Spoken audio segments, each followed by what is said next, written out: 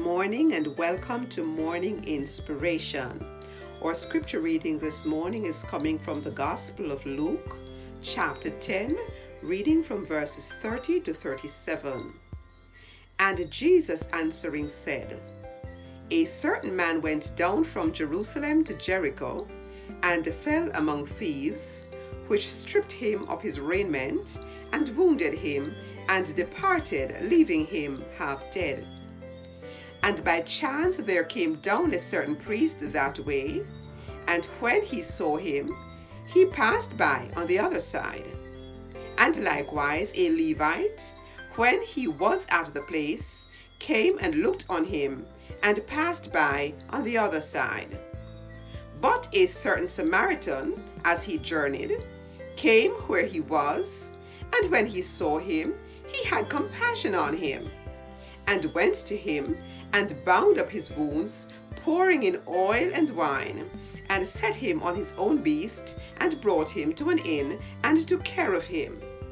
And on the morrow, when he was departed, he took out 2 pence, and gave them to the host, and said unto him, Take care of him, and whatsoever thou spendest more, when I come again, I will repay thee. Which now of these 3 thinkest thou was neighbor unto him that fell among thieves? And he said, He that showed mercy on him.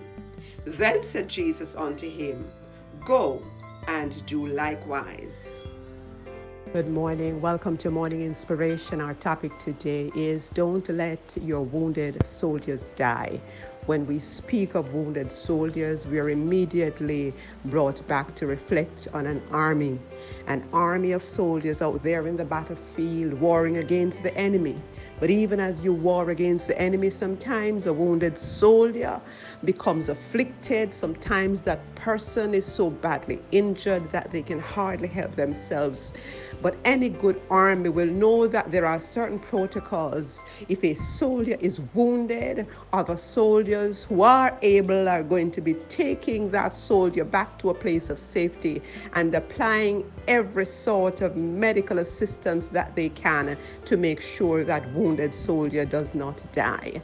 The wounded soldier that I speak of this morning may be a wounded soldier in your political party, a wounded soldier in your church, a wounded soldier in the home, a wounded soldier in the community, someone who did something for you in the past, someone who was always there for you, someone who stood in the gap for you. But here it is today. This person is no longer in a position to assist you because they have been wounded. Whether they have been wounded by the tongue of others or they've been wounded by the vicissitudes of life, whatever they're wounded by today, the message to you this morning on Morning Inspiration, this Monday morning, December 21, 2020, do not let your wounded soldiers die.